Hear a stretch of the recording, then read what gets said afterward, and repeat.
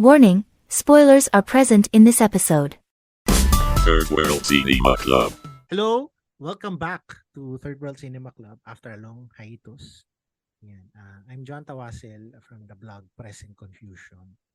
And with me is Princess Kinok of Film Police Reviews.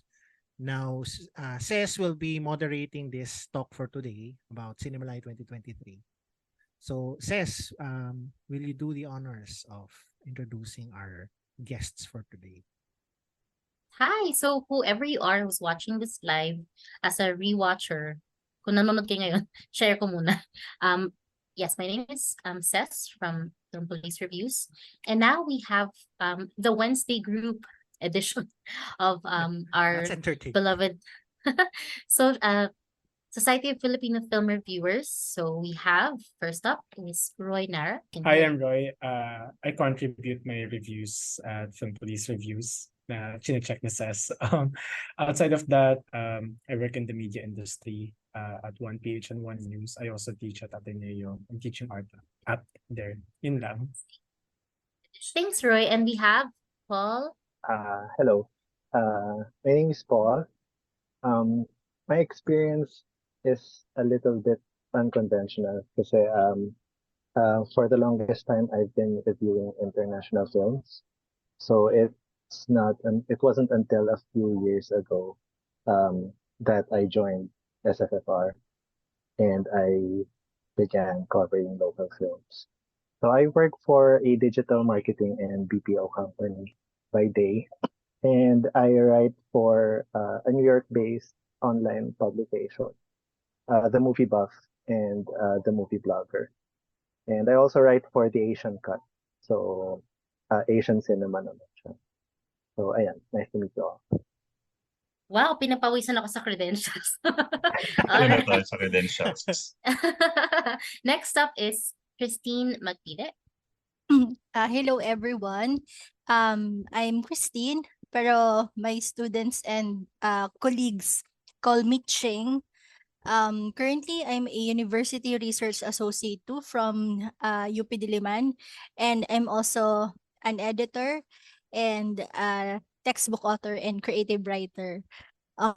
So when it comes to my background sa film, actually mas focus ako sa creative nonfiction, pero since nakilala ko yung SSFR, yung group natin, na-inspire ako no na ma-appreciate no yung films, lalo na yung pelikulang Pilipino. So fellow ako ng masterclass on film criticism sa Pelikula Love ng UP Film Institute, at saka recently naging fellow din ako ng 2023 screenwriters workshop ng De La Salle University. Yan. So happy to meet all of you. Yay! Alright, next is Vinson. Hello. I'm Vinson. Nagsusot lang ako sa Letterboxd. Yan, dati sa movie pa dati. Tagal na ako na sa Cinemalay, 2008 siguro. I watch everything siguro. Kung anong palabas dyan. Yan, nagsusulat lang ako sa Letterboxd. Thanks, Vinson. Ako din sa Letterboxd din nagko-contribute. Next, we have Den. Hi, Den. Hi, magandang gabi sa inyo. I'm Den. I am a textbook author and editor. Nagvo-volunteer din ako sa isang counseling ministry. And na-try ko magsulat sa Republic Asia, yung bago na online, alam niyo yun. And na-try ko din sa Philippines Graphic. Ngayon, nagsusulat ako sa Facebook, nagpo-post sa Facebook, saka sa Letterboxd. Alright, thanks, Den. And we have, last but not the least, Ralph. Hi, Ralph. Ayun, hi, good evening. Hi, I'm Ralph. I write reviews sa Letterboxd at the moment. I graduated sa Benilde with a film degree, and I used to write film reviews then and film features sa publication namin sa the Benilde Press Corps, as I was also a former features writer and editor sa Nice, alright. So, isasabihin mo rin ba yung credentials mo? Okay ka na? Feeling ko okay Credentials naman mo? yung audience. Hi, I'm John. yun nga, sabi ko before, I've been writing about Philippine cinema and Asian cinema actually, Philippine and Asian cinema sa blog ko na Present Confusion since 2005. I've also attended Cinemalaya regularly since 2007. Ang first Cinemalaya film ko was Pisay. Ayun, kasama ko si Princess with the Third World Cinema Club podcast. Nagko-contribute din minsan sa kung ano-ano mga shit. Kung ano-anong shit. So thank you so much for agreeing to join the Wednesday group of the Cinemalaya episode. So as you guys have experienced Cinemalaya this year, sobrang exciting niya, and at the same time, parang ito yung isa sa pinakamaingay so far na edition of Cinemalaya. So syempre si Cinemalaya parang ano yun, pilgrimage nating lahat yan. Mapa film lover or writer ka man or aspiring screenwriter or filmmaker, you really have to go to Cinemalaya. So ganun siya kataas. So in this episode, sa aming listeners and viewers, sanay kami na 6 lang sila. Pero if you want to share whatever any thoughts, you can just follow us on our socials, which we'll share later. So let's tackle 5 films today. So we actually separated this episode into 2 kasi napaka-juicy ng gusto namin i-discuss na films in this year's edition. So we wanted to fit in the shorts din. We actually have a bonus round after the first 5 films. So if you guys want to chip into the conversation, just comment or send us a message on Facebook, Instagram. Yeah. So, all right, hindi ko na papatagalin. Isa natin sa first film that we would like to give some insights into. So the film that we have here is Maria. So this film is a film by Cheryl Rose Andes. So it's a documentary film that follows 3 women named Maria. And in turn, parang it tells their stories during the 2016 drug war. So who would like to share some insights on this one? Who would like to start? Anyway, sige, ako na muna. Game. O sige, go John. Okay, si Maria, si Andes. Yung kanyang, I think she is better known as a documentarian. Nagdo-documentaries siya, no? Nag-feature film siya with the previous Cinemalaya, Pandango sa Hukay, which, started off well, pero yung ending I really didn't like. No? Pero, yeah, yun, preamble nun. This one, yung strengths niya as a documentarian lumabas. So, it's parang if you've seen documentaries about the drug war, Aswang, ganyan, in terms of yung laman, it's not wholly different, pero it's a very yung interesting yung parang point of view niya from, well, technically 3 nanay, 'di ba, about going about the drug war, and of course some other people involved with yung mga pag-exhume ng bodies, pag-examine ng mga crime, ganyan. Disclosure din, yung one of the subjects of the film, si Dr. Raquel Fortun, yung forensic pathologist natin, she was my boss until 2014, so I worked under her. So we did autopsies together, ganyan. So alam ko yung pinagdadaanan niya and kung yung process niya of like handling investigation, yung frustrations niya. Malaki frustration din ni ma'am sa police kasi nga yung parang training nila in terms of crime scene investigation, ganyan, marami pa rin pagkukulang. Dun talaga yung frustration. As for the 3 women, okay naman yung pinaka malaki yung kumbaga coverage, quote unquote, ay dun sa latter 2 Marias. No, si Maria number 1, after a certain point in the film, parang nawala na lang siya. Parang naging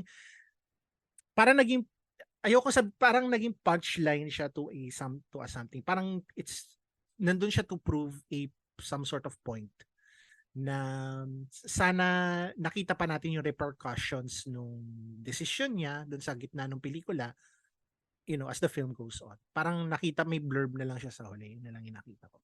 So yun, okay naman siya. Hindi ko masasabing pangit, parang sure. It's a decent documentary. And I guess yung one criticism na naririnig ko is parang kailangan pa ba itong sabihin? Sa aking palagay, oo, kasi kailangan i-remind natin ang sarili natin na kailangan itong, alam mo yun, parang reminder kasi madali tayong makalimot as a nation. Yun lang. Malungkot siya, nakakataas ng BP. Ah, yun. Anyway, yun. How about you guys? Anong opinion nyo about this? Ako, patry. Sige, Ah, go. fun fact lang, si Shea Andes nagkaroon ng script writing contest sa FDCT. Mhm. So nanalo ko dun sa short fiction, tapos nanalo siya ng first place sa documentary. Mhm. 100K rin yung napanalo niya ron. Hindi ko alam kung ano nangyari doon sa documentary niya. Tungkol dun. Yun. Ayun, sa Maria, yung para sa akin lang parang ano siya, kumpleto siya, pag pinad mo siya para siyang kumpleto, pero hindi siya yung parang masyadong na-overshadow ng aswang. Nagmukhang siling nga yung aswang sa parang documentaries ng tungkol sa drug war. So yun, parang medyo parang skin deep lang siguro yung dating niya, especially sa second part. Diba, parang hindi na siya nag-focus mismo sa drug war. Parang yung ano lang, yung parang ano lang siya. Yung second story dun kay VP Lenny. Hindi siya yung directly related tulad sa first part. Tapos yun nga, yung first na babae, nagmukha nga siyang parang punchline. Parang lahat ng groans nung sa theater, maririnig mo, ilan lang kami sa theater para maririnig mong tapos yung part na habang nag-speech si Sarah, parang hindi mo lang kung anong nararamdaman yun. Yun. Pero regardless, yung ganyang klaseng docus, parang ano pa rin siya eh. Kahit sabihin natin paulit-ulit, isa pa rin yung reaction mo eh. Sabi nga nung pagkatapos ng film, sabi nung katabi namin, nagalit na naman ako. So alam mo yun, parang kahit gano'n siya, sabi natin kagasgas, ano pa rin siya, parang may power pa rin siya. Yun, medyo mahirap rin kasi mag-critic siguro ng documentary. Parang halos lahat ng documentary na napapanood ko, nagagandahan ako eh. Yun lang. Ang tawag dito, necessary pa rin siya. Wala na yung, siguro sabihin natin ibang parts medyo kulang. Sobrang easy nga. Yun, I think it's still necessary na mag-show tayo ng ganyan. Brave filmmaking pa rin. Kaya, sabi ko sa review, sana may director's cut, may 3-hour version siguro or what. With missing commentary. Yun lang. Feeling ko necessary siya pero may mukha siyang kulang pero necessary siya para sa akin. Alright. Parang hirap na mag-review ng documentary, ano? Kasi parang Mm.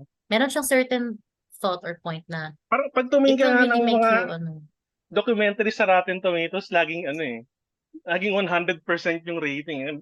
Makikita ko lang lahat ng mga Oscar na nominated documentaries, parang first time mo siyang makita pero sila 99%. Parang ganun. Mm-mm. I think Roy was about to say something. Sorry. Go then. Ay, Sige. magtatanong Roy lang muna ako. and then Ben. Sige. sige. Sige, si Roy na. Go. Wait, bawal ba mag-spoilers dito sa Maria? Naman, no? Ano, I think sis? pwede naman. Pwede naman siguro. Kasi tapos na yung festival. Okay, pero disclose ko lang din kasi siguro may influence din kasi yung background. Oh wait. Hala, unstable din yung internet ko, naputol pa ako. Nalinaw Hindi ka naman. naman.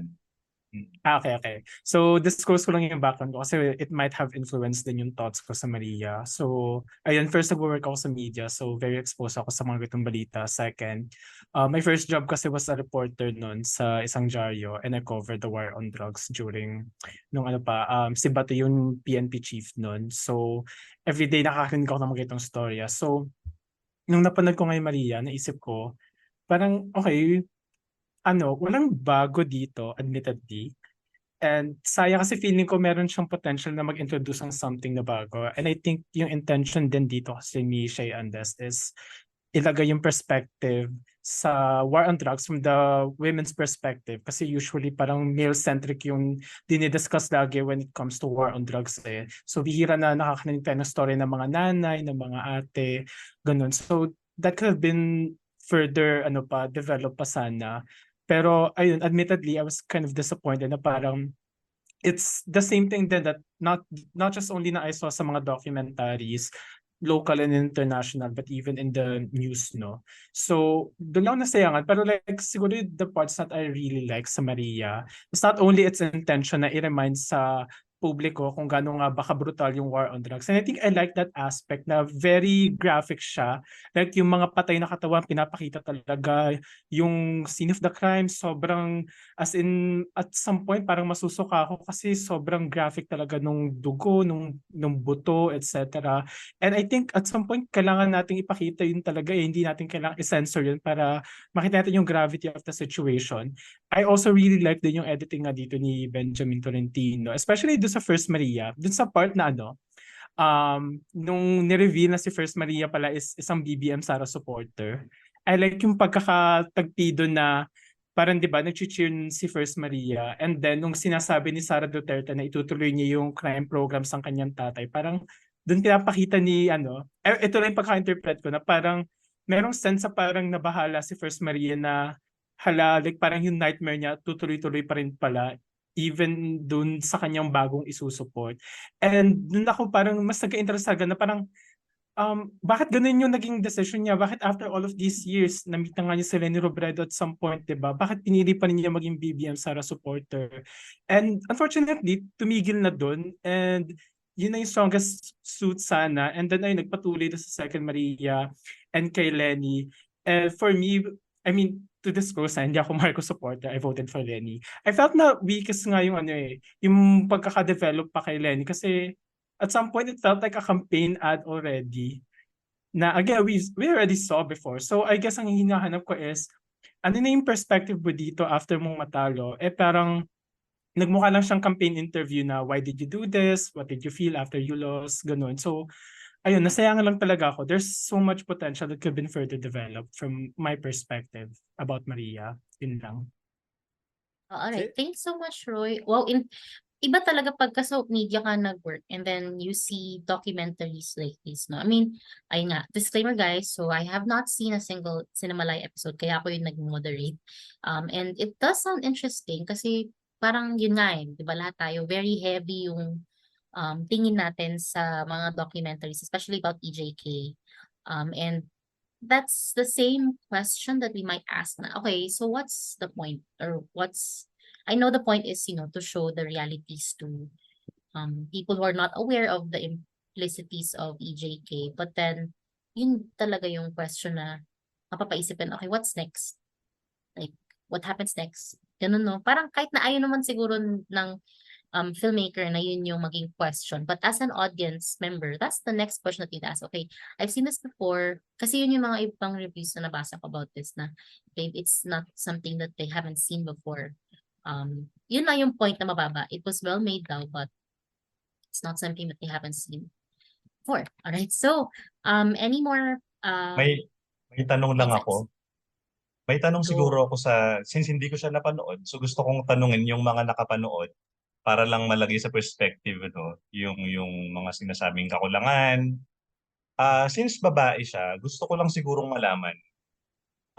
Andun na ako dun sa sabi nyo nga, hindi masyadong, walang bagong napakita. Pero ano yung nabuo ng pelikula na perspektibo na nanggaling dun sa premise na babae yung nakalatag doon? Parang ano yung nabuo niya siguro, parang ano yung perspective na nabuo among women or at least sa mga babae na nandun in terms of violence? And ano yung pinaka takeaway ng pelikula in terms of that message na kung pare-pareho natin tinitignan yung gravity ng drug war sa Maria, ano yung isinulong nung tatlong Maria? Tatlo ba? Tama ba? Tatlong Maria dun sa pelikula na pwede niyong sabihin na kung hindi man bago pero ito yung pinanggagalingan ng tatlong babae. sige. Dun sa sinulat ko, no, parang hinalin tulad ko yung fate ng at least two of the three Marias. Dun sa parang inisip ko yung scenario na pagkatapos mamatay si Jesucristo, anong ginawa ni Virgin Mary? So, in the same way, di ba? Wag mo na yung ganyang ano dyan. Ano ba? Baka ma-persona non grata ka. Wala akong sinasabi. Joke. Hindi, okay lang yan. Anyway, ano, kasi yung karamihan ng biktima ng drug war ay mga tatay, mga asawa, mga anak na Yeah. lalaki. So, kumbaga yung nagbubuhat ng bangko for them or yung nagbe-bear ng cross nila, so to Yes. say, the metaphorical cross is yung mga nanay, yung mga bereaved Yes. na nanay. So yun siguro yung perspective na gustong ipalabas ni Shiades dito sa pelikula. Parang kasi lalo na si Maria number 2, parang yung fight nila for justice hindi natatapos kahit na sobrang rami nang nawala sa kanila at kahit na baka hindi ma-outlive nila yung hinahanap nilang justice. Yun yung sa tingin ko. In follow-up question, sa tingin mo ba mas tumaas yung emotional impact ng film dahil yun yung mas niyang palitawin? Kasi parang to give merit to the film, parang kung hindi babae halimbawa, would it have been different given na sabi nga natin, alam na natin kung ano yung drug war, ano yung impact, etc. Ako, nagagalit pa rin ako dahil may namatay. Parang sa aswang, parang yung yung sa aswang kasi yung perspective yung mga nagko-cover ng drug war, yung mga journalists na nagpa-prowl at the night, nakikita nila yung mga biktima na yan. Ito talaga, parang nandun ka sa mga talagang namatayan. Pero even if with the change of perspective, parang yung emotional impact sa akin ng dalawa, parang ganun pa rin. Siguro mas magre-resonate sa'yo yan kung nanay ka or kung may parang investment ka dun sa nawalan during the drug war or something like that. Pero yun. Anyone else baka may alternate? Ako, ano naman, I think yun yung pinakasiguro, again, sa kanina, parang strongest suit nga din ng Maria, that's also related din siguro sa intention na maging female-centric ng pelikula is yung magpapakita talaga nung emotional gravity ng mga, yung pamilya ng mga victims dito. Kasi if we're gonna talk about drug war, it's always mga male figureheads na naalala natin, Bato, Duterte. If we talk about these victims, usually we only minimize them to statistics, di ba? Kaya yung iba very like parang wala-wala lang sa kanila yung drug war na parang dapat lang daw ganun talaga para mamatay yung mga addict ganun. So once na nakita natin yung emotional gravity nito, yung hinagpis nung First Maria na na parang after all these years hindi pa rin niya makamit yung justice, tapos yung mga buto ng kanyang anak kailangan pang i-excavate kasi nag-expire na yung lease, sobrang sakit nun sa kanya. That's also during the pandemic. I think doon talaga pinakita kung paano nga ba natin lilihisin sa perspective ng mga kababaihan itong experience na to. Parang in relation din dyan kasi siya medyo tunog academe siya. Pag pinag-uusapan kasi yung female gaze, 'di ba? It's more on like exploring the feeling of being in the feeling. And I think yun yung ginagawa ng Maria. Ano ba yung gano'n ba talaga kabigat yung hinagpis sa mga to? Kasi like we can say na umiyak sila. We already saw that sa news and other documentaries. Pero as compared sa mga ganung documentaries, sa Maria kasi parang it sits with you kung gano'n nga ba kasakit yung kanila nararamdaman. I think the best example there is si Second Maria nung ninanarrate niya kung paano nga ba nilusob ng mga pulis yung kanyang tatay, yung kanyang asawa at yung kanyang anak, and yung pagmamakaawa pa ng kanyang anak, yung nangyari sa tatay. I think doon ko talaga naramdaman kung gano'n nga ba kabrutal nga tong drug war na to. Yun. Para sa akin, lahat intensified.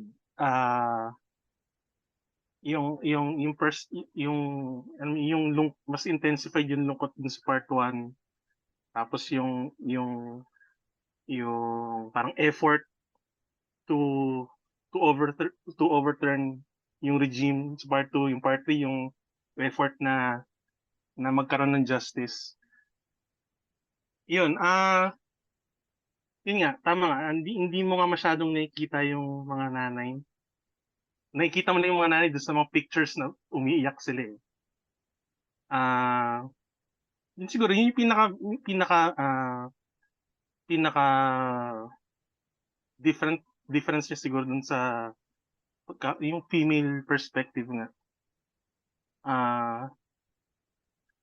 Ako, nagtatrabaho siya sa court, so kadalasan nakikita ko pag may mga detainees na drugs yung kaso, parang may inis ka na maawa. Kasi ang uma-attend para dun sa detainee, yung imbis na asawa nila o kung sino man, nanay nila na matanda na. So, magsasabi yung nanay na magsasabi yung anak pag nag-testify na walang trabaho yung parents niya, naglalabada lang. Mga ganun bagay. So, alam mong, lalo na sa first part, although nakakainis yung ano niya, yung ending niya. Yun, medyo intensified lahat ng feelings supposedly. Para sa akin.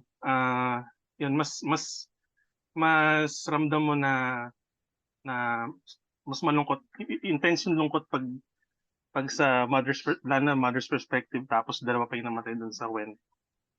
Yun lang.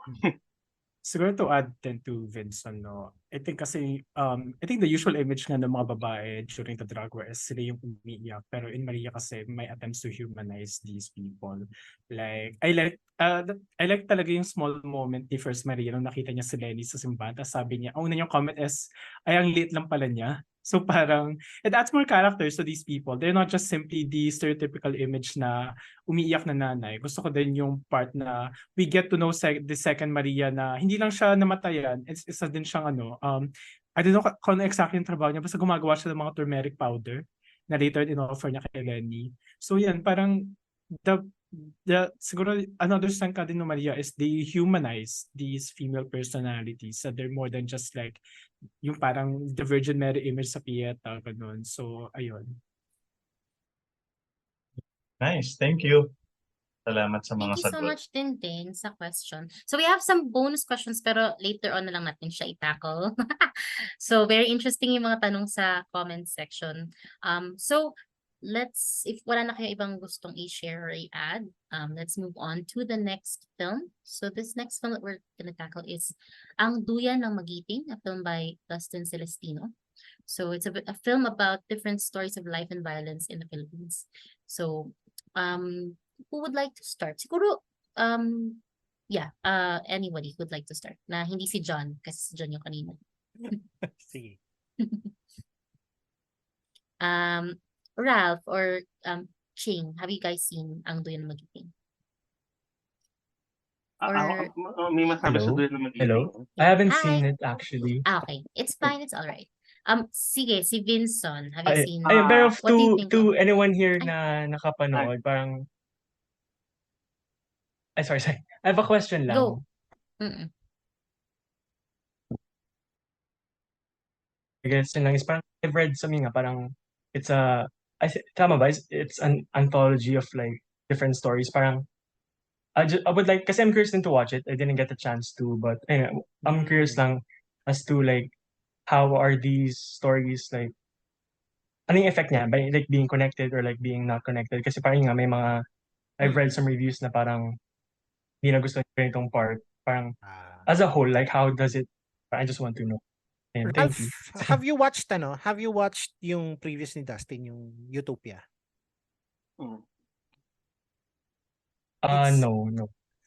Yeah, it's very similar to that, na parang may parang through line, may parang central na kwento. And then there are all of these threads that go in and out of that narrative. Not necessarily unrelated. Parang lahat sila related. Yeah, they're all intertwined. Different characters in the same parang milieu or parang same setting na that interact. Pero yun. So, thank you. Okay, about Duyan, anyone? Ako ulit. Ayun, ang masasabi ko lang, maganda yung cinematography. Ang linis niya tingnan. Para sa isang grimy na pelikula, yung yung brutal yung kwento.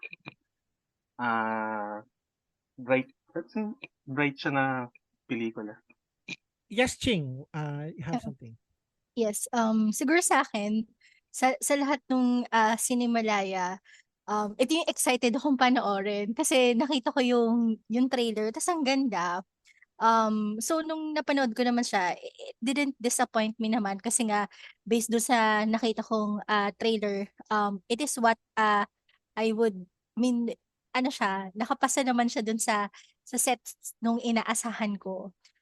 It's just that siguro kasi marami na ring mga pelikula sa ganyang aspekto or ganyang theme, na siyempre parang tungkol sa parang sa martial law, tapos sa demonstrasyon, sa pagwewelga. So iniisip ko kung ano pa yung something na mai-offer niya na bago. Pero siguro ang saving grace talaga nung pelikulang ito is that ang husay talaga nung acting. Magmula kay Agot Isidro, tapos dun sa even dun sa students. Medyo parang sa akin lang yung sa part ng professor, medyo a bit OA lang. Pero in the end naman, justifiable naman siya dun sa film.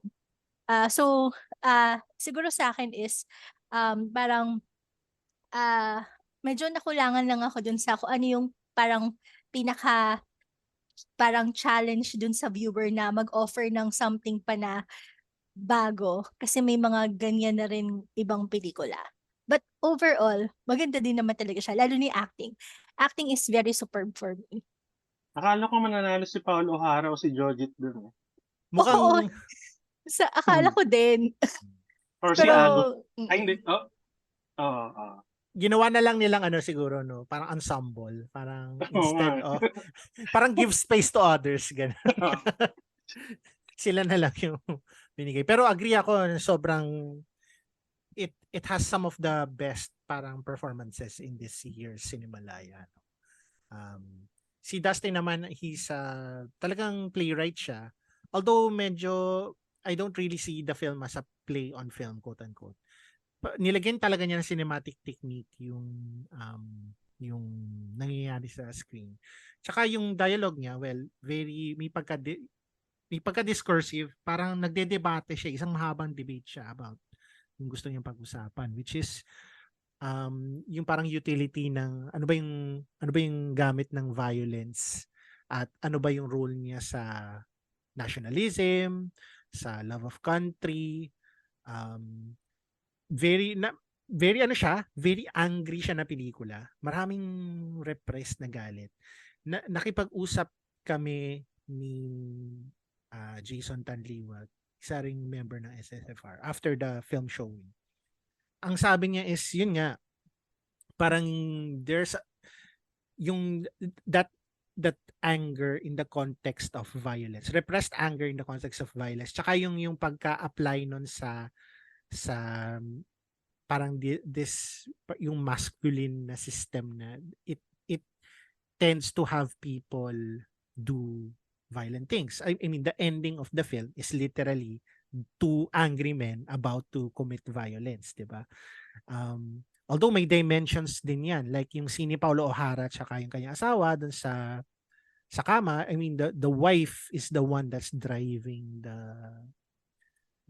yung conversation, hindi si Paulo O'Hara, parang submissive siya doon. Pero ayun, all of them have their own kanya-kanya silang kanya-kanya silang motivations behind it.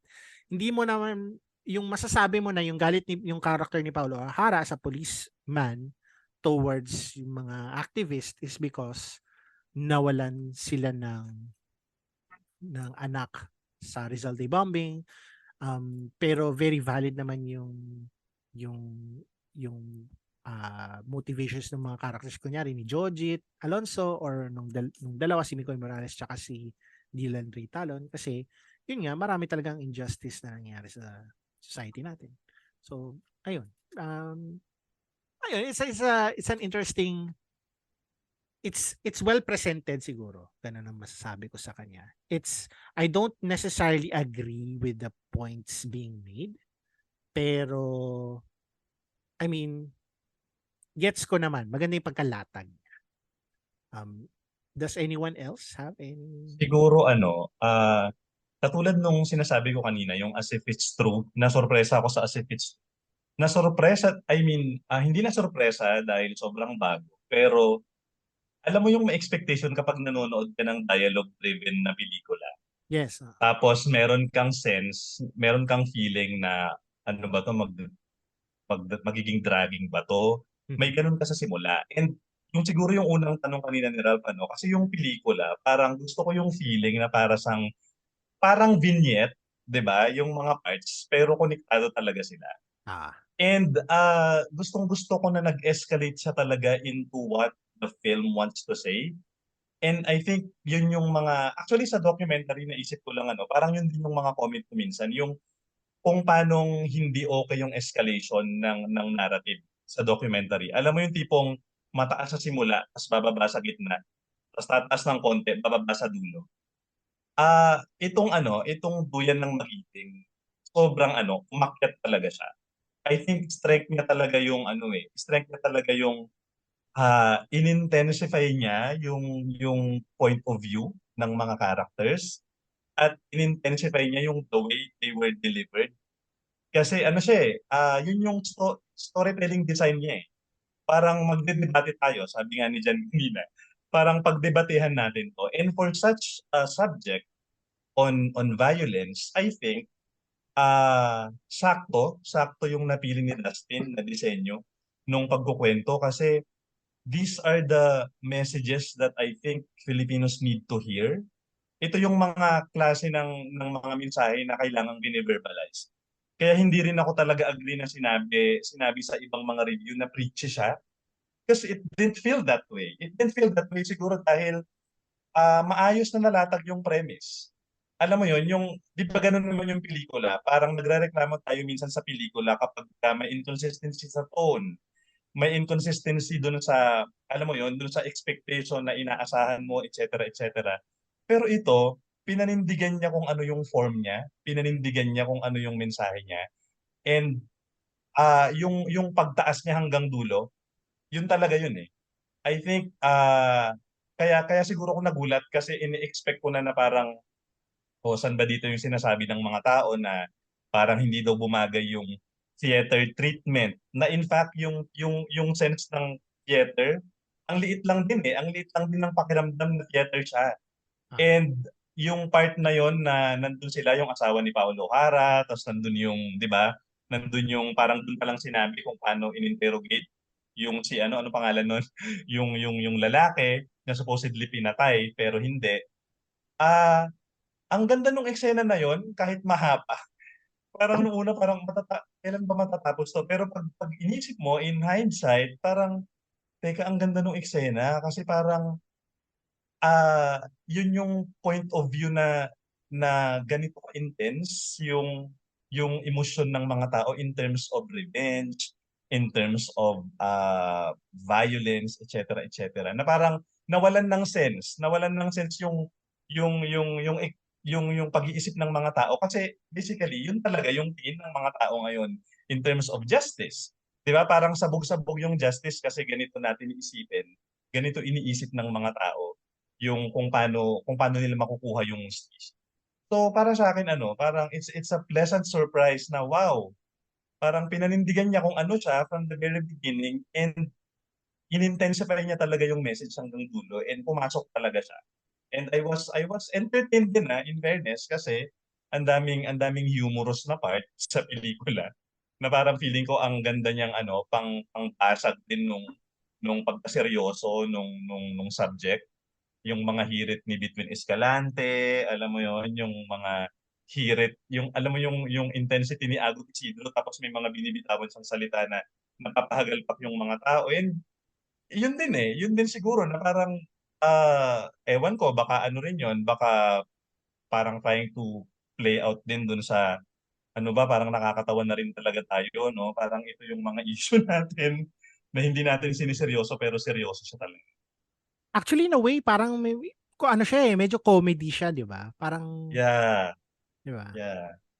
Feeling ko yon, intentional din para somehow magkaroon ng konting balance eh. Kasi ang bigat niya eh. Actually. Ang bigat niya. Kahit nung kay Jojit Lorenzo, parang may sense na, di ba, na na-introduce yun. Na, okay, huwag mo na kayong mainip. Parang ganun. Parang hindi ito puro diskusyon, etc., etc. Parang there's something in it that you might find amusing at the same time. Yun, seryoso pa rin talaga siya. Anyone else want to share their insights? Ako na lang. Sige, Paul, go. Ang napansin ko naman is the thing that kept going back habang pinapanood ko siya is kapag nagkaroon to ng run sa Wala si Paul. So, sige, hintayin natin siya bumalik. Singit ako lang mabilis lang. Sige, Vincent, go. Nung pinanood ko siya, naalala ko yung mga pelikula ni Roy Anderson. Yung vignettes, yung ano niya. Mm-hmm. Yun, kung wala lang sigurong edits yun, mukha siyang Roy Anderson. Medyo cold. Tapos, ano to, yung para sa akin, yung buong film parang tungkol siya sa misplaced, parang puro misplaced lahat. May misplaced sense of justice, may misplaced nationalism, parang ano tayo, sobrang misplaced lahat. Hindi nila alam na yung effect ng pagiging misplaced ng sensibilities nila. Diba ironic yung ending eh. Diba?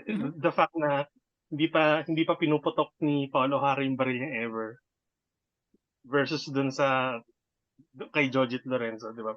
Pareho silang misplaced yung yung sensibilities nila na sobrang dark.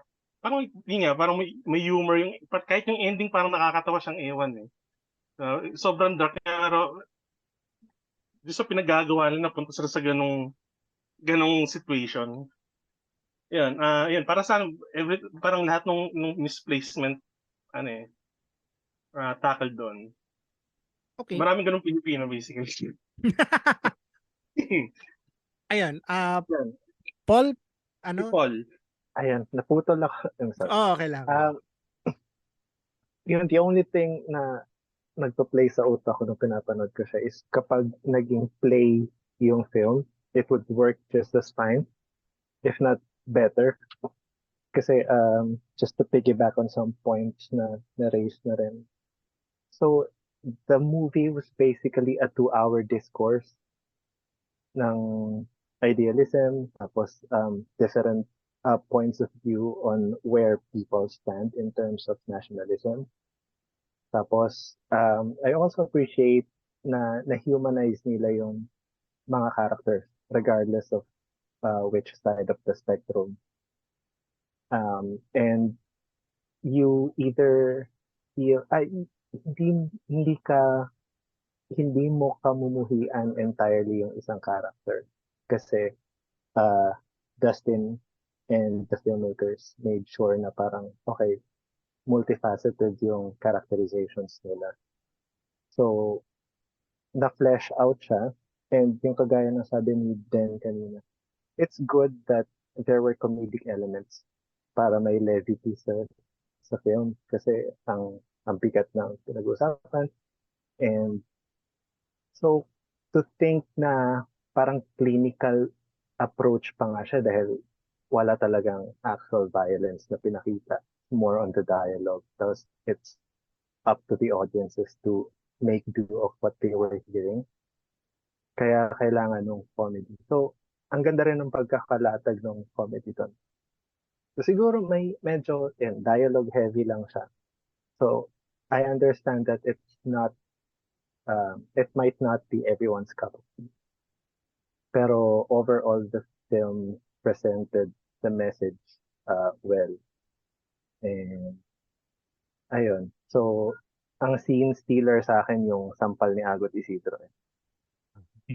Saka yung quotable quote niya sa character ni Jojit na sa anduyan ng magiting, maraming natutulog.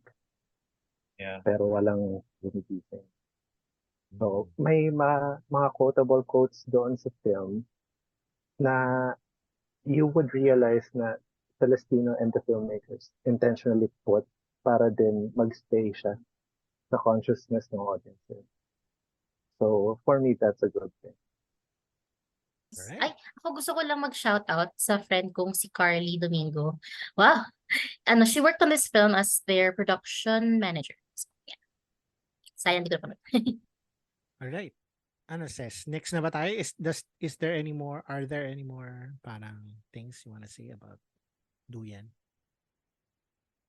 Yan na. Okay, Ses. Sige, next na tayo.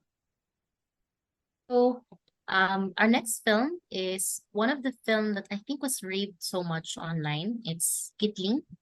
So it stars, sabi ko na yung name nung gusto nyo sanang manalo. So si Gabby Padilla. Sorry. Ay, nagharap na away, charing. Okay, so Lagot ka. the so Kitling is a film about this Filipino translator and a middle-aged Japanese director.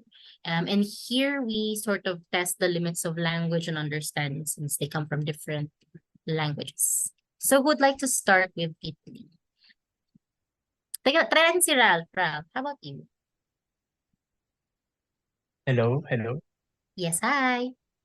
Hi, ayun. Actually, Gitling yun nga is the first, yun nga, the film that I watched, Cinemalaya. So I was pleasantly surprised nga din.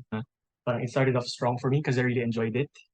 Um, in a sense na parang I kind of went to it blindly kasi yung parang just glanced through the parang short trailer and the synopsis, and I was also surprised nga na parang si Ken Yamamura is also in it. So ayun, I guess what I like the most about Gitling is yun nga parang as part of the audience watching it in a cinema, we get to experience yun nga not one, not two, but not three, but like five different languages in the film.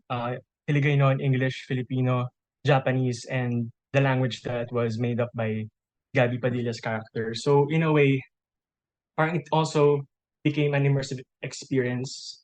Yun nga, reading the subtitles because in a way, dun mo din makikita yung character nila eh. Especially for Gabby Padilla, who I think, yun nga, I'm also one of those people na who, ano, was hoping na sana she won the award. But nonetheless, she still gave a really great performance.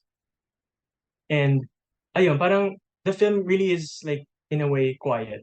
And I think deserving nga siyang manalo na best screenplay. Kasi you really like it really um showed yung less is more na parang less in a way na parang yes, there are there are moments na parang sobrang um exposition, a lot of dialogue heavy, and but in a way you also get to see um the Gabby Padilla's character and of course Ken Yamamura's character na parang even when they explain their past lives with one another, like you don't really see yun nga, what's interesting is you don't really see the supporting characters in their lives, like the yun nga, parang their respective past lovers, but you also get to imagine what their lives were through the mundane conversations and the way the film just focuses on the two of them and how they get to bond despite all the when they met na parang it's for the film festival, it's for um parang they're fixing the subtitles, they're trying to re-edit Kenya Mamura's yung character niya na yung film noon.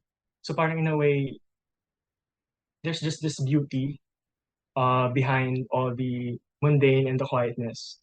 And I think na-enjoy ko din yung parang pagka shot niya, the way it was shot na parang ayun, I also read, I think it was Jay's review na parang uh, there are inspirations kay Koreeda. So ayun nga, I thought na parang ayun nga, ganun nga yung pagka parang siguro yun yung gusto niya achieve. And also the film like reminded me of how Hong Sang-soo's films na parang mostly it's about the director.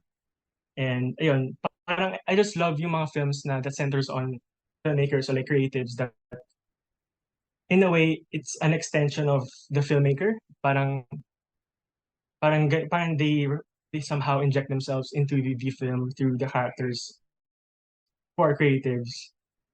And ayun, and another thing, I guess the way their message on love basically na parang na it really takes so much weight and understanding na parang kahit may mga times na hindi nagkakaintindihan sila Gabby and si Ken, and when they talk about how their respective misunderstandings occurred in their past lives, parang it really shows na yeah, love is more than just parang it's more than through language. Parang pinakita na love is really takes a lot of understanding, and I think it's a film that I would want to experience again. It's one of those films that I would want to experience again for the first time. And I guess also last one na, I also like yung mga films na parang that also show classic films. So yun nga parang spoilers in the end in a movie theater, and they showed yung a classic film, Charade, Cary Grant and Audrey Hepburn. And ayun, I just love mga ganong inspiration. So yun lang. This, baka parang may pagka-romantic feels ba siya? Sorry guys. Siyempre, hindi ko rin napanood to. Pero may Yes. Technically, pero in a way, mystery. oo. Very platonic siya, ganon. In the mood for love. Ano siya? Well, Parang may... oh. Dili na muna ako mag-talk. Pero hindi, sige. May very, basta, may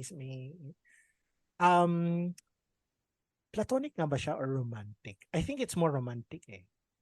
Kasi based on, sige, mamaya na lang ako. Mamaya. Marami ako sasabihin sa pelikula. Alam ko, itong Gitling is, ano, di ba, ipapalabas din siya sa Trinoma para may extended screenings siya. So. Hanggang yesterday yata meron. Pero bakit naman Hanggang kasi, yesterday.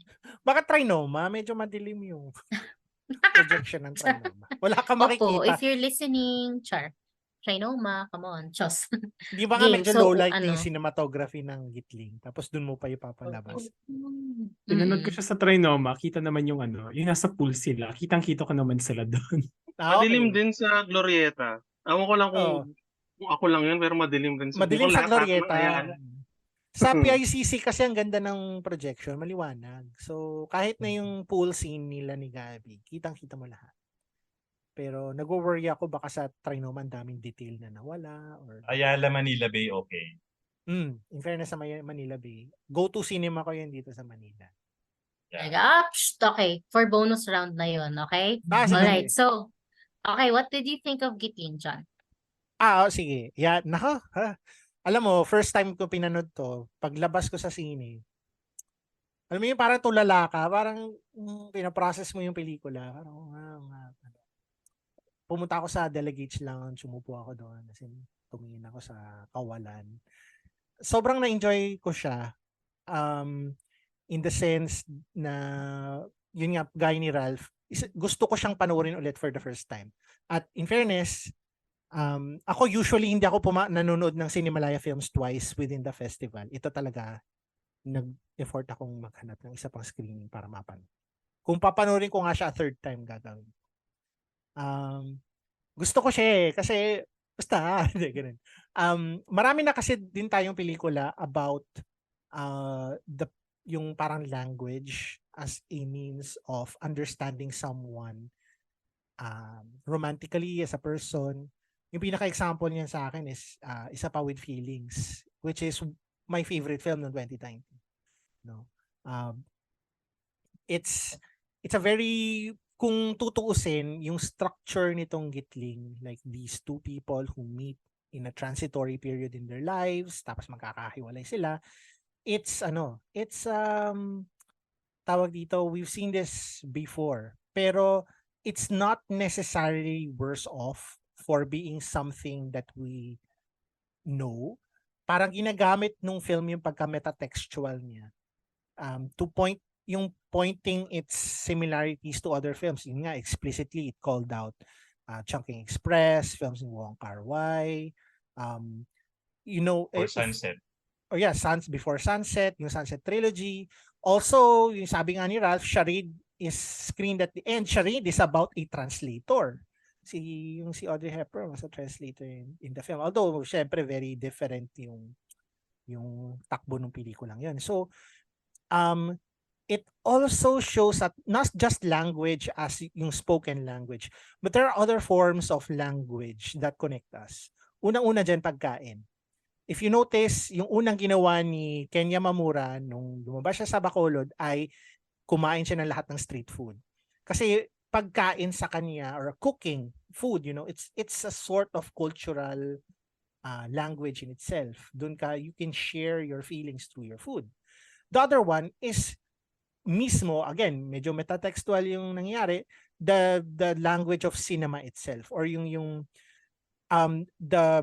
the film communicates to us through the language of cinema what will happen to these two people. Alam natin kung ano yung mangyayari sa kanila.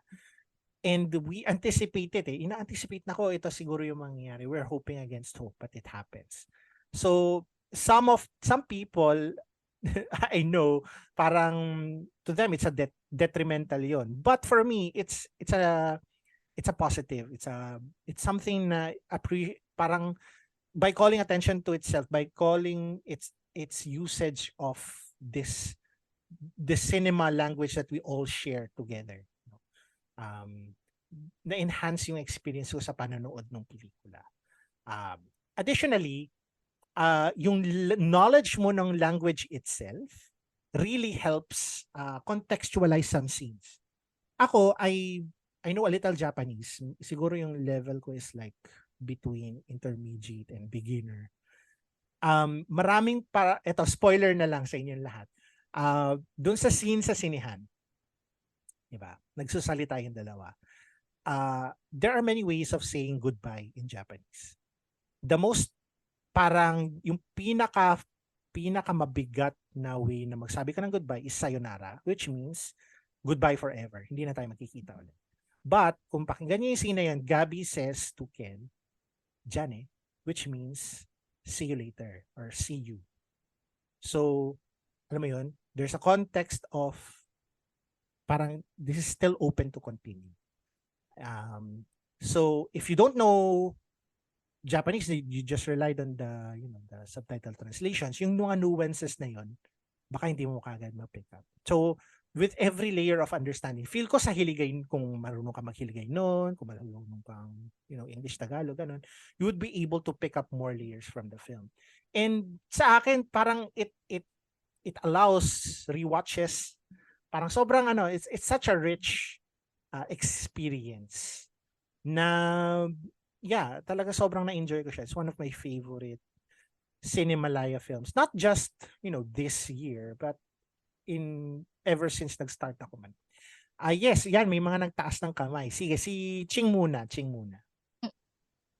So siguro sa akin, I would agree with John with respect dun sa use din ng language, no. Initially kasi, kung familiarity lang with dun sa language, or minsan kasi 'di ba, lalo na with Nihongo, no, kasi tayo as Filipino speakers, we have a certain intonation, lalo na kung kunwari Ilonggo or kunwari Ilocano, para mas ma-feel mo yung parang rapport mo dun sa tao. So ako, experience ko kasi with Japanese as a learner and with others, medyo mahirap, lalo na pag sanay tayo sa anime. Medyo mahirap makita kung malambing ba siya, nagagalit ba siya, not unless parang anime-ish yung dating ng language, no? So siguro advice ko dun sa audience na manonood pa lang, or importante na basahin din yung dialogue, because it really helps, no? Kasi kagaya ni John, sabi nga, yung kung sayonara yung ginamit, medyo parang may sense na parang malayo yung loob nung dalawang characters, kasi it's very formal, unlike yung Jamatane, Jane. So parang siguro sa part ni Gabi, yung character nga parang binibigyan niya ng chance na yung character niya na magkakaroon ba sila at some point in the future, baka pwedeng maging sila. So siguro isa pang siguro tip din nga, kasi medyo inantok ako nung may ibang part na medyo hindi ako masyado naka-focus rather. So hindi ko na naiintindihan yung ibang regional language. So pag may na-miss ka dun na conversation, medyo mahirap ng sundan yung takbo ng story. But overall, natuwa ako dun sa sa story ng Gitling, parang parang yung nainisip ko parang kinda lost in translation vibes. But the difference with yung lost in translation with itong Gitling is that mas ano siya, mas pleasing siya dun sa emotions, siguro emotional appeal dun sa audience. Mas may connect. Kasi yung parang platonic going to romantic side ng film. Yan. Ayan. Roy, may gusto ka sabihin? First of all, I really love yung discussion mo kanina, John, about sa pelikulang to. And also in terms of the languages, no? And so far, sa nakukuha ko sa discussion natin, parang Gitling rewards those who have extra knowledge about, halimbawa, films, Nihongo, di ba? Na, halimbawa, ako, hindi ako marunong mag-Nihongo. I wasn't able to pick that up. Pero as someone na may konti kaalaman sa mga pelikula, para I can see na, okay, I can see the influence of these certain filmmakers. For me, aside from Koreada, obviously, nandun si Wong Kar-wai na mentioned din sa pelikula. I also saw the influence of Sofia Coppola. Even nga dun sa yung namimila siya ng mga isaw. Parang naalala ko yung film ni Jon Favreau na Chef. Yung nagluluto. Grabe talaga, nagutom talaga ako. Nagutom talaga ako noon after noon. Parang Tapos Ghibli kasi, din, yung oo, pagka-aesthetic yes, din. yes. Oo, 'di ba? So parang you can see talaga the influence, no? Before this kasi, I also went blindly sa Gitling. I have no idea what this film is about until yung sa group chat natin, nagre-rave na yung mga tao about Gitling. Tapos, I think it was Jason who kept on sending photos ng street food. So I thought na baka tukol to sa pagkain. Pero yun nga. Kasi may mga isa, may kwek-kwek. So parang tungkol saan ba to? Tapos yung Cinemaraya trailers, sobrang ikli lang talaga nila. So ito yung mga pelikula na parang I'm glad na I went blindly kasi nga since wala akong talagang expectations, talagang nagulat ako kung gaano ba kapino talaga tong pelikulang to. Gaano ka-rich tong pelikulang to na it really guarantees a second watch. Especially nga when we're discussing na ang dami talagang mga nuanced details pa na makikita mo na maybe na-miss out mo na nakita din nung iba, no? Pero aside from the language and also like the film references, I think what made Gitling really strong is the discussion of parang time pressure yung pagsasamahan nila na alam nila na matatapos din to pero like how are they going to act on it? I saw yung parang that tension between these two na parang it reminded me of In the Mood for Love na are they going to consummate this? So parang kanina discuss tayo kung is it a romantic or platonic relationship ba? For me, parang more on the platonic lang talaga. If we're just gonna base on their actions. Pero, so parang alam mo yun, to quote Taylor Swift, sorry, the silence is so loud between these two. Na alam mo na may something talaga sa kanila, pero talagang pinipigilan nila yung isa't isa. Na hindi natin alam if like na-release ba nila yung bottled up feelings nila especially dun sa ending, 'di ba? Pero it's one of those na parts sa parang okay lang na hindi ko malaman kasi parang sobrang ganda din ng cinematography. It feels like na me as an audience, parang intruder ako sa kanilang ordinary parang intimate platonic moments, 'di ba? So parang I like na parang medyo tinitis ako kung ano bang meron sa kanila. I like the tension between these two. And even if like gusto ko talagang kuhanin yung dictionary dito ni yung character ni Gabby Padilla para malaman ko kung ano ba talaga pinag-usapan nila sa huli. Parang okay lang din na hindi ko malaman kasi yun yung point nun. Yan. Ayun, ako naman, sobrang nai-impress ako sa mga pelikula na laging may pag-value dun sa individuality ng dalawang tao.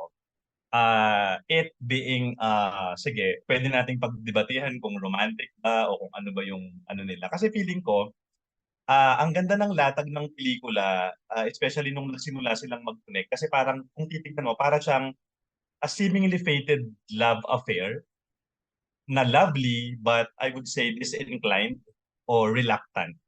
Parang kung hindi ako pupunta dun sa platonic, parang parang oops, parang fated ha.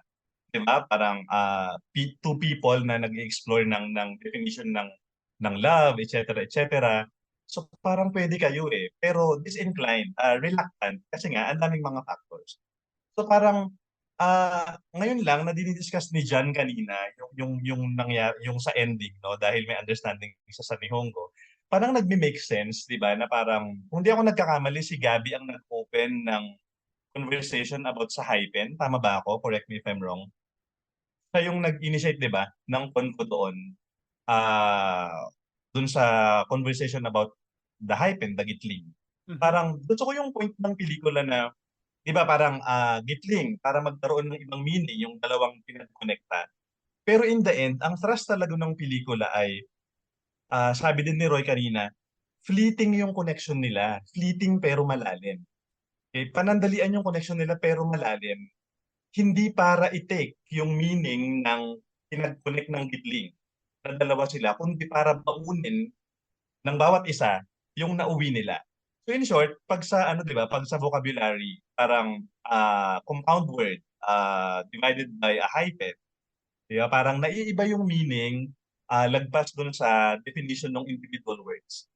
Pero nasakop nung gitling sa pelikula yung pareho. The individuality ng dalawang bida tsaka yung dalawa sila. But dahil ang thrust ng pelikula ay hukayin yung romance o yung connection nang may pagtingin sa kung sino sila bilang mga tao. Gustong-gusto ko 'yon. Kasi parang ang dami nating nagugustuhan na romantic film dahil nakikita natin yung perfect na picture ng dalawang tao.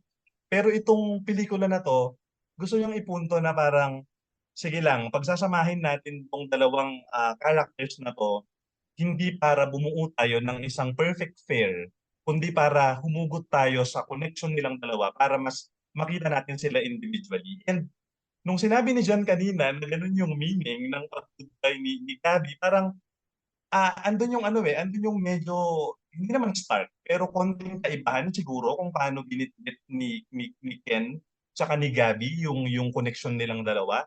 Na for Ken, pwede natin sabihin na medyo resolute siya, 'di ba? Resolute siya on going back to his wife and rebuilding the relationship. But for Gabby na yung kwento niya kasi is parang parang ang dami niyang naiwang tanong, 'di ba, tungkol sa ex niya. Actually, ang dami niyang tanong. Puro siya tanong. Kasi nga, siguro nandun siya sa exploratory na stage. Pero si Ken, magkaiba sila. Kasi si Ken, sinabi niya na, hindi, parang tatayaan ko 'to, babalikan ko yung pamilya ko. So, that kind of impact na dinala o binitbit nung connection nilang dalawa, magkaiba. And it doesn't have to be on the same plane Parang hindi kailangang balanse.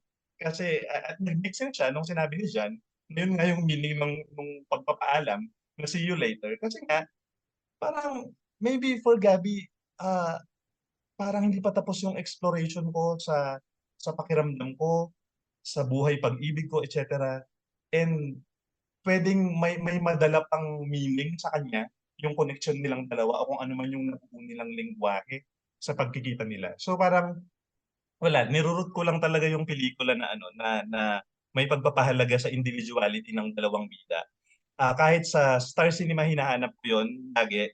Lagi akong napo-frustrate. Sorry naman. Ini-enjoy ko pero napo-frustrate ako sa part na yun kasi parang lagi na lang I'm okay because I'm with you. Na para bang pag sa dulo, trinay nilang individualize yung mga bida, laging parang laging pilit, 'di ba? Parang too late na bawiin kasi parang in-verbalize ko na lang siya. Parang yung sinasabi lagi ni Joey Reyes na pinapaliwanag ko yung pagmamahal ko. And dito sa Gitling, in-explore nila. Hindi sila naglatag na ito yung pag-intindi ko sa buhay pag-ibig ko o dun sa love. Ito yung mga tanong ko and yung mga nakuha kong sagot, well, ipoproseso ko siya. And the way they will process it, I believe, or they process it, ay magkaiba. Kasi nga, magkaiba pa rin silang tao. All right. So, any more thoughts about Gitling before we move on to the next film? Napanood ko yung Gitling parang during the Seniors Day. Tapos, ang daming matatandang nagrereklamo. Sabi na I mean, I think it speaks through sa reklamo mo sa Trinoma. Some of them are complaining ang dilim. Tapos meron akong na-overhear na lalaki habang nasa CR. Sabi niya, ano ba yan? Ang bagal-bagal pelikula. Nako. Hindi para sa kanila. Wrong audience, wrong Oo audience. nga. Or feeling ko nahanap talaga nila yung true love nila. So parang hindi Okay sila na. makarelate dun sa characters. Oo. Ayaw nila ng mga hindi natutuloy. Oo. Ayaw nila ng mga doom relationships.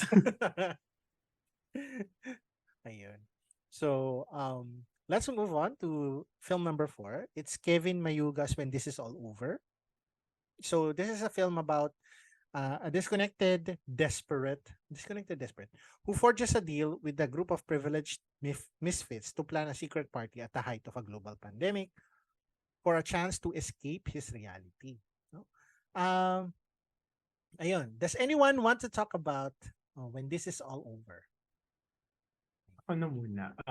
Sige, Roy. Meron akong I had reservations when I saw When This Is All Over kasi parang I don't have any siguro good history with youth-oriented films. Mga particularly sa Cinemalaya. The last time I watched is #Y and I think ito yung pinakamalapit na about this and I did not enjoy that film. So parang sabi ko, baka this is another parang pa-edgy take na naman about the youth, especially here in the Philippines. And I'm glad na I was proven wrong naman na When This Is All Over, it's not just simply aiming to ridicule the youth dito. Pero I think yung pinaka-core kasi nito is it's related din sa title. Na yung title kasi hindi lang siya pag natapos na itong pandemic, but it's also yung lahat ng mga characters dito na gusto talaga nilang mag-move forward from the stagnation. Yung lockdown restrictions, class boundaries, yung personal trauma na din nung bida na naghihinder sa kanya para magkaroon siya ng personal connection talaga to other people. So I really like na yun yung siguro pinaka-foundation na pinag-workan ng film. That's why the film worked for me naman. Aside from that, and okay naman din yung mga cast dito. I am aware na yung iba dito parang I think they're internet personalities more than actors, I think. And I think they did great naman with their given roles. But aside from that, I'm just a huge fan talaga ng cinematography dito ni Martika Escobar. I think my first comment talaga is, parang gusto ko din mag-drugs because of the cinematography dito. Para if Pidea, if may nakikinig from Pidea, that's a joke po. I don't want to do drugs. But like parang ang ganda talaga ng depiction of like yung trip dito nung character ni Juan Carlos. But it's not just simply yung pagtitake nila ng drugs. Even like the rave scenes, the party, ang sobrang ganda talaga ng pagkaka-shot. And it's not just simply like visually appealing, but it's also connected then to the emotions of these characters. And I think the strongest example for that is yung nagkaroon na ng bad drug trip yung ang pangalan ni Juan Carlos dito. The Guy. Oh, wala siyang pangalan. It's The Guy. Nung parang nagkaka-flashback siya nung moments na nasa parang private room siya ng isang club and doon nag-work yung kanyang mom. I think parang doon talaga nandun yung perfect mixture talaga ng trauma at the same time, like capturing kung ano ba yung feeling na nandun sa lugar na yon, especially from the perspective of a child. So yeah, I think sobrang strong talaga ng cinematography dito and very deserving na manalo si Martika ng best cinematography. What I didn't like siguro sa When This Is All Over is siguro may mga aspects dito na it doesn't really believe its audience that they can think for themselves, na they spoon feed some of its messages. May parts na hindi nila yung spoon feed and yun nga, like for example, yung personal trauma dito ni The Guy. Pero like for example, yung comments, the social commentary on class gaps, I think na it's very obvious na parang to the point na parang it's borderline preachy na when they're trying to tackle class gaps na parang parang these people are privileged, yung sina Rosemary and yung kapwa staff niya hindi sila privileged and hindi sila parehas ng struggle especially during the pandemic, na I felt na parang it could have trusted its audience more na they would pick up on that instead of spoon feeding it na hindi tayo parehas in terms of class. Ayun. I think it's also a problem with other films tackling class gaps na in-spoon feed nila yung message instead of like them believing their audiences na makikita nila kung ano ba yung message about that. Ayun. Yun lang for me for When This Is All Over. No. Anyone else have any insights to share When This Is All Over? Vincent. Gusto ko lang magtanong. Yes. Hindi ko pa siya napapanood. Pero gusto kong malaman kung anong mas chaotic itong pelikulang to o yung kung paano niluto yung pancit canton dun sa short film last year. Ay, last year. I actually haven't. Actually, this is Ba't may my first tubig? exposure kay Kevin Mayuga, but I've heard niya na crazy shit yung kanyang mga talaga filmography niya. So Trip yun. talaga, trip. Pwede mo siyang as a stoner movie di ba? Na talagang nadodrugs yung mga tao. Meron pang isang sequence dyan na AI generated trip. Yung para siyang lumulutang sa Pero that very, Sa dug- para kang nag-drugs. Yan, PIDEA, hindi po ako nag-drugs. Yan. Pero anyway, I share the same sentiments with Roy, no? Na yun nga. Yung first na kinapitan ko dito, yung yung storya na yung sa Pobla din na nag-secret party. Baka may connection yun doon. Pero yun nga, it's a film about class differences. And para sa akin, tsaka yung parang minsan for some people sa blind spot. Pero yun nga, it really took a whole movie for the guy to realize that being rich is bad. Being rich is bad. Pero okay lang naman siya sa akin. I don't think wala akong hindi nagustuhan na Cinemalaya film this year, to be honest. It's very well shot. Technically, it's very sound. Yung mga characters talaga sila yung mga rich people na nagkontrata kay the guy. Talagang Bagay na bagay. 'Di ba? Very despicable, very may naririnig ako sa parang gusto niyang ihagis dun sa building yung yung mga characters Ganun silang pero in fairness, the acting performances worked. Talagang it's very easy to parang root against them, kumbaga. And for good reason. Yun din. Other than that, siguro pati din yung not just yung privilege, but how aware the privileged are of their privilege, lalo na yung those at the very top. They know that they're not doing good things or moral things. Pero parang so what? We're the ones in power. So, ganun din yung asta ng pelikula sa akin. Yung relationship ni the guy tsaka ni ano pangalan? Rosemary, si Joribel Agoto. Some people are interpreting it as a romance. Pero ako, siya sa akin, parang friends lang sila. They formed a friend, at least an understanding. Parang akala mo, kaya medyo doon nagring yung betrayal. I'm not sure kung ano yung gustong iparating ng ending ng film na nakita sila ulit. Parang wala na namang magagawa si the guy to make amends to Joribel. So parang ayun it's very tentative. I'm not sure if I dislike it, pero well it's just there. So yun. Wala akong masyadong insights. Parang nasabi na kasi din ni Roy majority. Pero does anyone else have anything to say? Yung sa ending, feeling ko sa ending nga, parang it's the guy, parang, very generic pa yun, parang starting really a new life na, like from moving out sa condo. Kasi diba, ang priority niya talaga is to fly to the US to be with his mom. Pero ayun niya, nalaman niya na ayaw pala ng mom niya na lumipad siya doon. So parang it's him starting his own story again na ayun, hata siya ng bagong condo without like having that goal na dapat makakalipad din siya. He's not really also too keen na on working with these privileged people. Tapos siguro yung sa huli talaga is, I don't know, like parang is he going to attempt to be friends with pangalan niya ulit, Rosemary, no? With Rosemary again, or maybe, ayun niya, mukhang hindi naman sila magiging, hindi naman niya mababalik ng trabaho pero like, is it another attempt for him to like fix kung ano man yung pwede pang matira sa kanilang dalawa? Kasi ayun, I don't think na romantic yung relationship agree, nila. I It's just really pure connection. Ayun. So I guess if it weren't for the visuals, 'di ba? Parang it wouldn't be as engaging. Kasi the story kasi parang it's not really outdated, but like ayun, it takes us back to like the peak pandemic na we really get to see the nagbe-bring out yung mga taong who has the privilege and like the capacity or yung parang the means to like to throw a party, yun na lang inisip nila.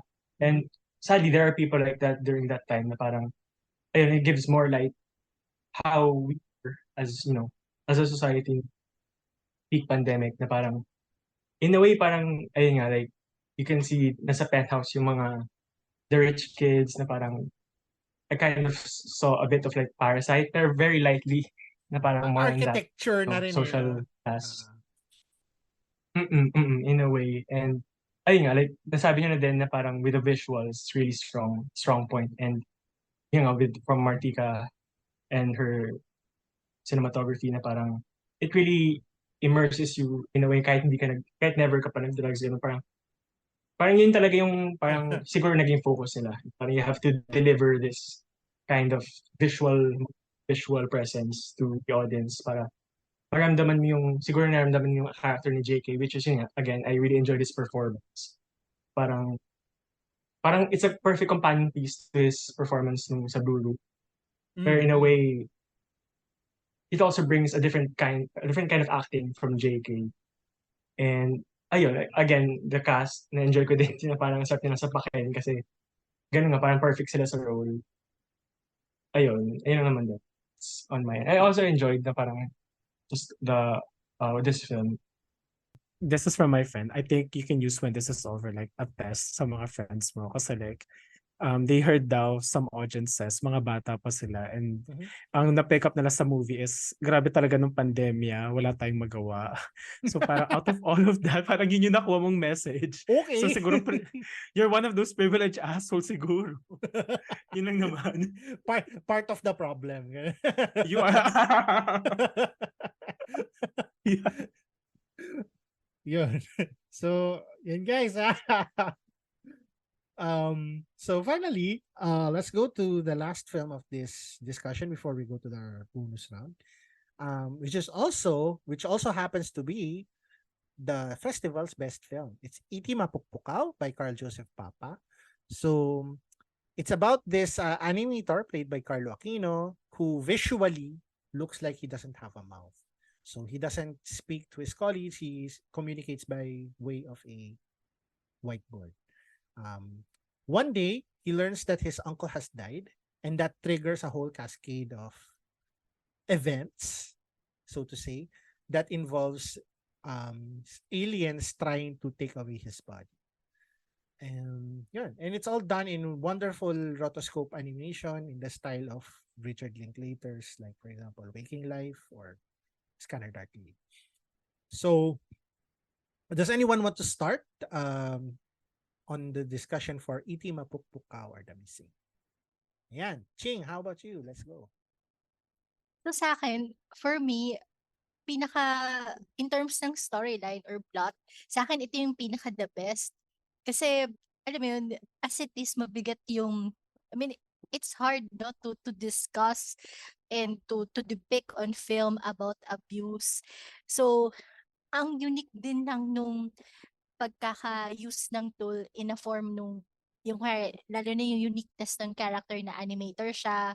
Tapos, doon niya napakita yung form of yung repressed kasi yung di ba may repressed something sa kanya kasi nga yung abuse na pinagdaanan niya, right? So maganda yun yung manner on how it was revealed on film. Siguro lang yung akin is kasi hindi ako masyadong fan ng ganung type of animation.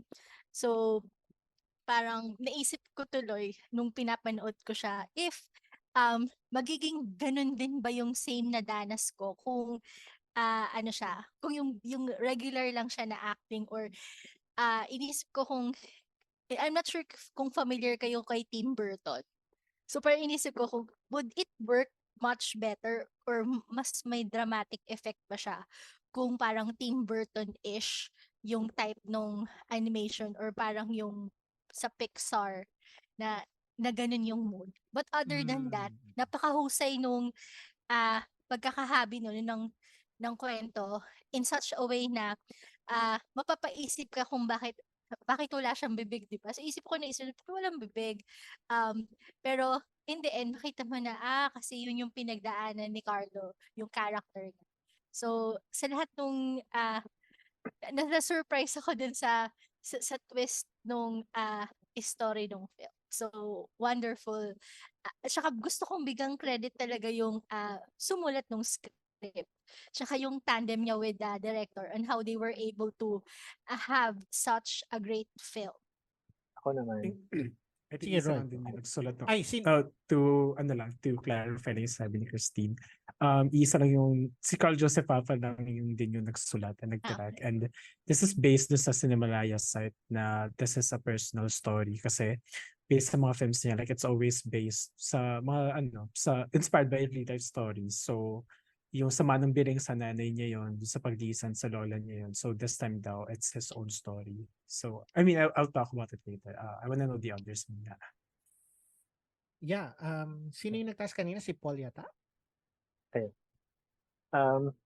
Kasi first ever kong mag-participate sa Cinemalaya. First time ever. Tapos, this was the first film that I watched. So, I came in blind. I didn't really read about kung ano. The only thing I knew was it was done in rotoscope animation. So, immediately sabi ko, A Scanner Darkly siguro. Or Waking Lifestyle. Tapos, midway through the film, so sa aisle namin, parang mga nag-iiyakan na kami. And siguro, aside from the medium na ginamit ni Carl for this film, ang magandang aspect ng storytelling is yung healthy support system.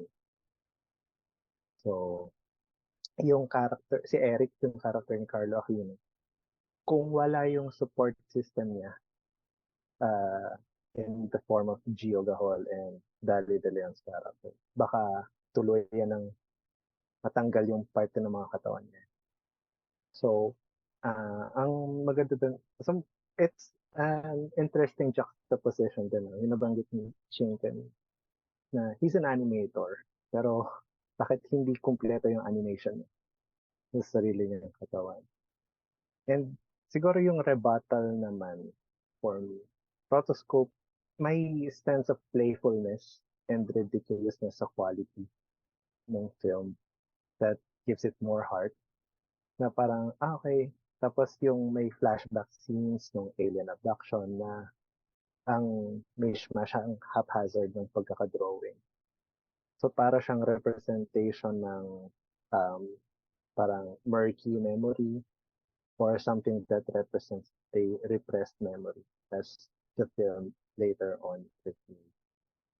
It's a powerful film for me kasi ang ganda ng message niya na dapat hindi mo, as much as possible, hindi mo dapat pilitin yung trauma or yung grief, and it helps na may support system ka.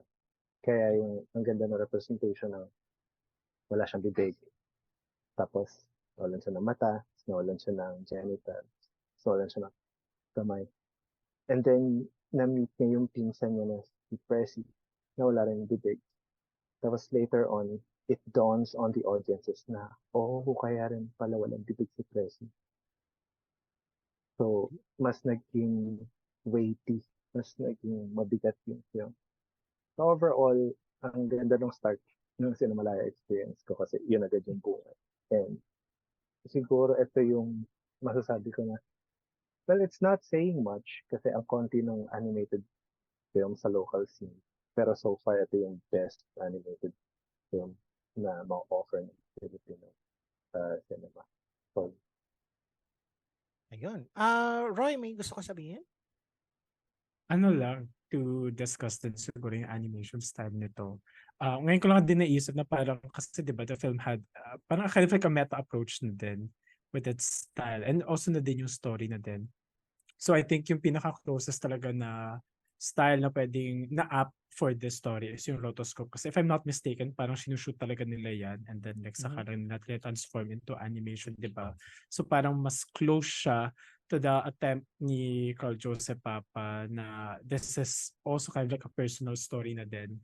Kasi kung let's say we'll have like the stop motion style ni Tim Burton or the other styles, baka maging less serious yung pagkaka-take sa kanya. So parang feeling ko up yung rotoscope. Other than that, I think that's also the more practical way to make this film. I think kasi mas magastos kapag 3D or other forms of of animation style. But I'm no expert sa animation style. That's just, my interpretations.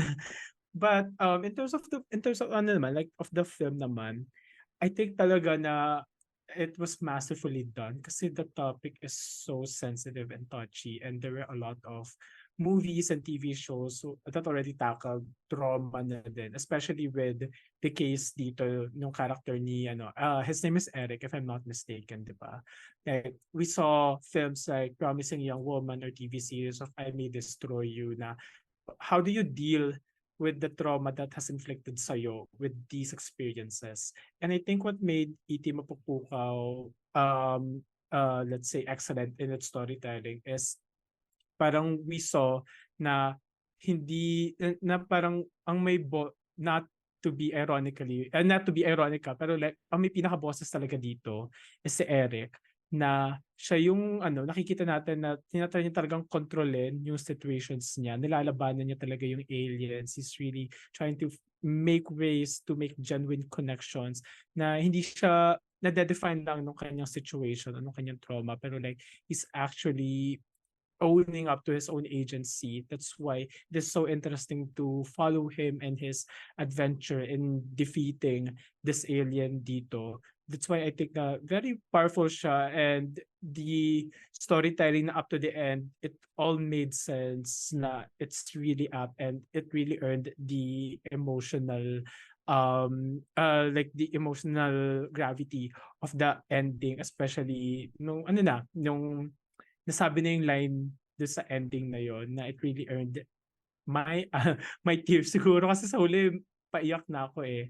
Not only based on the personal experience, pero like just watching yung courage dito ni Eric, and also as mentioned kanina, yung support system niya, especially na si Eric lang naman talaga ang nakakakita at nakakalaban sa alien na to. Pero you can see the full support of Gio Gho's character, si Carlo, and also Dolly De Leon, na they're sticking to him no matter what.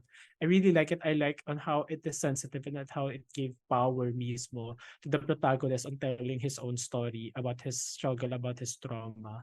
Ayun. Ayun. Then, you have something to say? Ayun. Actually, hindi ako naiyak sa film, pero alam ko yung salarin kung bakit. Hindi dahil sa hindi siya affecting, hindi siya maganda. Tapos nung binabalikan ko na siya, ina-affirm ko yung natumbok nung pelikula kung ano yung nangyayari sa isang traumatic experience sa isang bata, kasi sobrang dami hindi man sobrang dami. Sobrang dami kong narinig na kwento na katulad niyan. Tapos may mga kakilala pa akong personal na ganun yung pinagdaanan. So I think what the film got so perfectly right is anong itsura ng trauma sa loob ng bahay? Anong itsura ng abuse sa loob ng bahay? Ang galing na ang galing nung mga sequences na yung timing na pag wala yung nanay, ilalabas yung bata. Sobrang sobrang ganun yung mga kwento na naririnig ko, ganun yung mga testimonies na naririnig ko. So nakuha ng pelikula yun, and I think pati yung papaano nagkukup yung isang bata na dumaan sa trauma, nakuha rin niya, and sobrang hindi pinilit nung pelikula kung ano yung ipapakita niya sa movie, hindi niya pinilit kung ano yung ikukwento niya. Kasi ganun na ganun yung trauma, ganun na ganun yung abuse.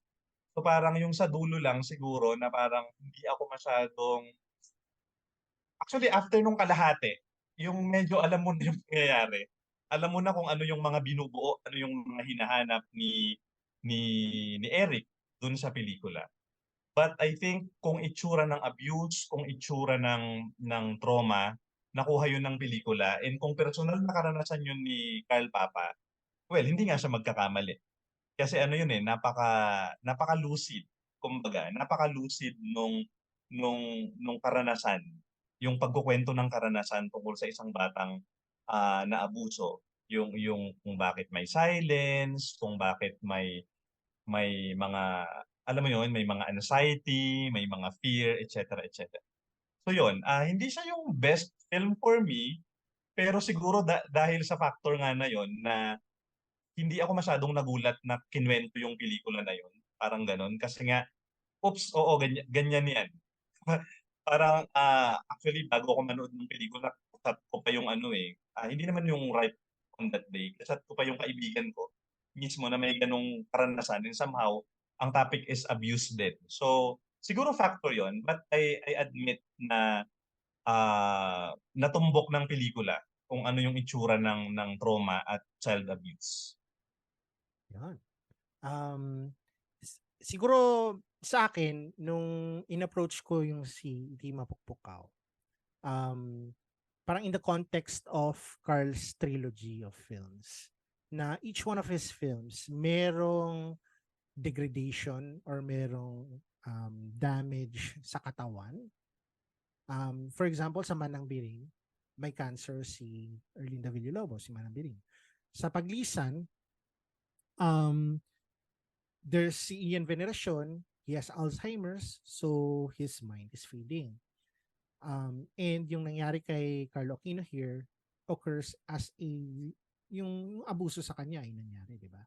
And it's all, there are, through animation, makikita mo yung degradation. Like sa Paglisan, nag-fade yung quality ng animation as the film goes on. Dito sa Iti Mapukpukaw, yung metaphorical na hindi niya masabi yung abuse niya, so wala siyang bibig. Hindi niya marinig yung sinasabi ng iba sa kanya to try to share his feelings, so wala siyang tenga. Tinatry niyang hindi makita yung abuse, so wala siyang mata. Repressed yung kanyang sexuality, hindi niya ma-express yung love niya kay Gio Gahol, so yung genitals niya wala din. Pero kina-counter kasi yun ni Carl sa lahat ng films niya sa robustness kumbaga ng kaluluwa natin, yung soul natin, tsaka yung pag-factor doon ng pag-ibig. So sa Manang Biring, talagang literally para tinave off niya yung death para lang makita niya yung anak niya ulit. Yung Paglisan, si Ian Veneracion tsaka yung asawa niya, si Yula Valdez, mahal nila ang isa't isa. So yun yung pinagkakapitan nila para ma-retain nila yung memories nila ng isa't isa. At dito sa Iti Mapukpukaw, sabi nga ni Roy, yung support system ni Dolly tsaka ni Gio na iniintindi siya kahit na hindi nila maintindihan yung pinagsasabi yung experience ni Carlo. Basta empathy lang. Nakiki-empathize sila with whatever he's going through. Yung pag-ibig nila yun yung, well, metaphorically and I guess in the film, literally, nag-allow para kay Carlo na maibalik sa kanya yung si Carlo, tuloy si Eric, yung kanyang yung kanyang bibig, yung kanyang tenga, Ma-reclaim yung voice. Yeah, ma-reclaim yung voice niya, as in literally. So, yun yung power ng pag-ibig talaga. Yun yung umiiral sa pelikula ni Carl. Kahit na sobrang bigat ng sitwasyon, kahit na sobrang dark na yung places na patutunguhan. Literal, nakamatayan in some places yung kay, sa Manang Biring, di ba? There's still, yung love na yun yung parang spark of hope mo. Kaya, I understand, I totally understand, kaya ang dami na-gravitate towards this film and why it was voted best film. Idagdag ko lang, wala naman siyang epekto, no? Kasi naalala ko lang ngayon. Kasi Ilocano kasi ako. So hindi naman ako na-distract, pero siguro pag nanonood ka ng Ilocano, parang may time lang doon na hindi consistent yung diction ni ni Dali sa Ilocano. So may mga part doon na hindi rin pa Ilocano na napopronounce kahit Ilocano. Anyway, na lang yun. Parang pagkokok na lang masyado. Pero oo, parang gitling or ewan ko, comma or maliit na na tuldok na lang. But anyway, yun siya. Ay, isa pa, gusto ko rin na tempered pa rin yung sa kanila ni Gio Gahol. I like na hindi yun nagsusumigaw. Gustong-gusto ko yung part na yun na kung nung sinasabi nyo kanina na support system, it really is a support system and not otherwise. Kahit na alam natin na may siyempre may romantic inclination. So gusto ko yung mga ganong pag-temper ng mga arc dun sa sa kwento kasi hindi niya hindi nagve-veer away dun sa focus, hindi siya unnecessarily makakaagaw dun sa kwento ni Eric. Ayun. So, ayun, isang mahigpit na yakap kay Carl Papa sa Oo pag-share ng kanyang nga. kwento sa atin. Any last words before we Ako may Yan, may comment Vincent. ako. Hindi siya about sa film itself, parang dun sa experience. So, I think this is one of the yung dapat mapanood kasama ng maraming tao. Kasama ko yung girlfriend ko nung nanood. Shoutout kay Liz. Sa parang anong scene yung malapit na mag-ending. Parang sabi niya sa akin, huwag ka maingay, yung katabi ko umiiyak. So ano yan, parang hindi ko siya mapapansin, pero kung hindi niya sa akin sinabi, pero ano yan, yung power ng film na sabay-sabay, may as in, alam kong maraming umiyak na kasi makikita mo sa gilid mo may nag-wipe ng mata. So hindi pa tapos yung pelikula na. Or yung pag nung humirit si Dali Dilo ng That's My Boy. Parang lahat ng tao doon natawa. Lahat ng effort ni Carlo ni Gio Gahol. Parang lahat sila gumagano silang lahat. I mean, hindi siya parang ito din siguro yung sinamula film na tagang parang medyo nag-resonate sa tao rin. Bukod dun sa heavy topic sa pagdating sa dulo. Ayun, ano siya, mas maganda siya sa theatrical experience siguro para sa akin. Parang huling sinimalayan na lahat ng tao natuwa, yung nagpakita ng trailer ng Kimidore. Parang nagtatawanan talaga. Pero wala na akong maalalang ibang Cinemalaya film na parang yung tagang mas malakas yung yung impact. Kasi yung gitna pa lang may Septic tank. umiyak na. Baka septic tank. Tama ba? Marami Eugene Dominga, unang Eugene Dominga ata. Yan. Yan para saan more on na siya. As in para saan mas maganda siyang may kasamang panoorin. Sorry, di ko napanood to, pero gusto ko siya mapanood din. Kasi friend ko si Carl. Pero naging friend ko si Carl dahil sa review ko ng Manang Biring kasi parang minessage niya ako na naiyak siya dun sa review ko nun. So, same, yung Manang Biring, actually, lahat pala ng movies niya, mag-isa ko lang napanood.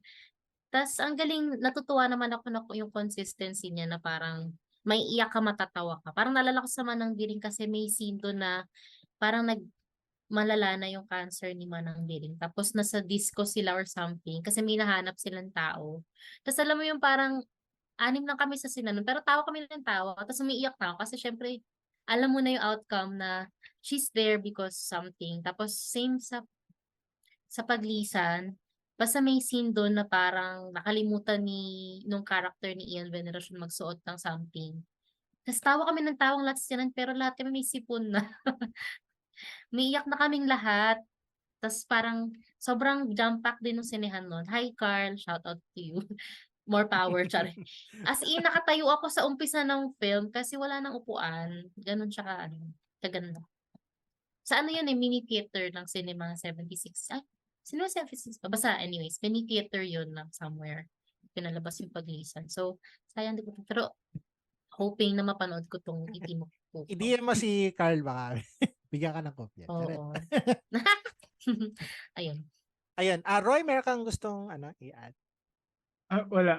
First, tuwa ako na nung nanood ako, punong-puno yung sinehan kasi I was expecting na konti lang kasi admittedly, hindi ko talaga kalaki yung exposure ng Cinemalaya to a lot of people.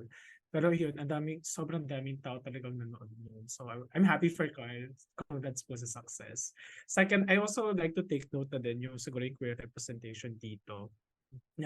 Ako parang, I'm always looking for queer stories that are not focused on their identity, on their preparation to come out or yung struggles ng pagiging queer nila. Pero dito, I like na parang queer lang sila and may very supportive pang nanay dito si Eric sa kanyang identity na inaasar pa nga niya si Eric dito na parang, di ba sa simula sabi niya, magde-date kayo, no? Tapos huli, di ba, Binata parang ka na. sabi na, oh, binata ka na. Tapos huli, parang, boyfriend mo na, no? Parang, we don't really see that in a lot of Filipino films, di ba? Na may ganung support system regarding queer characters. So I like that touch dito.